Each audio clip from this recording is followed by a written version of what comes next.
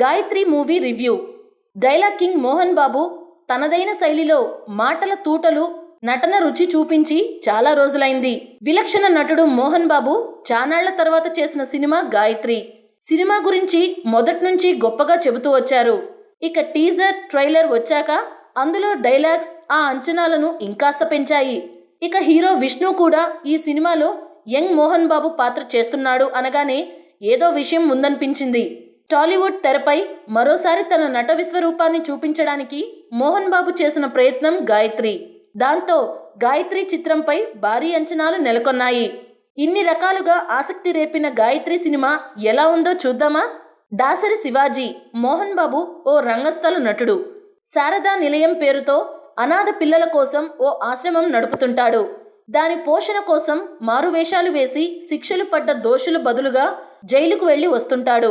అలా వచ్చిన డబ్బుతో అనాథలను పోషించడానికి ఓ కారణం ఉంటుంది. అతని కూతురు ఓ అనాథాశ్రమంలో పెరుగుతుందని తెలియడమే. అయితే అది ఏ ఆశ్రమం, ఆ అమ్మాయి ఎవరు అనేది శివాజీకి తెలియదు. కూతుర్ని చంపుతానని బెదిరిస్తూ గాయత్రి పటేల్, మోహన్ బాబు అనే దుర్మార్గుడు శివాజీని ఇందులో ఇరికిస్తాడు. అసలు శివాజీని గాయత్రి పటేల్ ఎందుకు టార్గెట్ చేస్తాడు? చివరకు శివాజీ జీవితం ఏమవుతుంది అనేది మిగిలిన కథ. గాయత్రి సినిమా మూల కథలో తండ్రికి దూరమైన కూతురు, మనిషిని పోలిన మనిషి వంటి పాయింట్స్ బలంగా ఉన్నాయి. అయితే ఈ పాయింట్స్ ని అల్లుకునేందుకు శిక్ష పడ్డ ఖైదీలకు బదులుగా జైలుకు వెళ్లడం అనే పాయింట్ చాలా వీక్ పాయింట్. ఇది ఇప్పటి పరిస్థితులకు ఏమాత్రం సరిపోని పాయింట్. టెక్నాలజీ బాగా పెరిగిన ఈ రోజుల్లో ఎలాంటి వాడికైనా అలా చేసే ఛాన్స్ ఉండదు. దీంతో ఈ పాయింట్ చుట్టూ అల్లుకున్న సినిమా అంతా ఏదో అలా నడుస్తుంది అనిపిస్తుంది తప్ప ఎక్కడా మనసుని టచ్ చేయదు. నిజంగా ఇలాంటి పరిస్థితి ఉంది అనుకుంటే అందుకు టెక్నాలజీ సాయం కావాలి. ఆ కోణంలో దర్శకుడు ఎక్కడా ఆలోచించలేదు. పాత సినిమాల్లో గెడ్డం, మీసాలు మార్చుకొని పక్కవారిని బురిడీ కొట్టించినంత తేలిగ్గా హీరో, పోలీసులు, జైలు అధికారుల్ని ఏమార్చడంలో లాజిక్ బలంగా లేకపోవడంతో మొత్తంగా కథ తేలిపోయింది. సినిమా కథనంలో కొన్ని మంచి ట్విస్ట్స్ రాసుకున్నప్పటికీ వాటిని తెర మీద చూపించడంలో దర్శకుడు తేలిపోయాడు. కథ, కథనాలు ఎప్పుడో 20-30 ఏళ్ల నాటి సినిమాలు గుర్తుకు తెప్పించేలా ఉన్నాయి.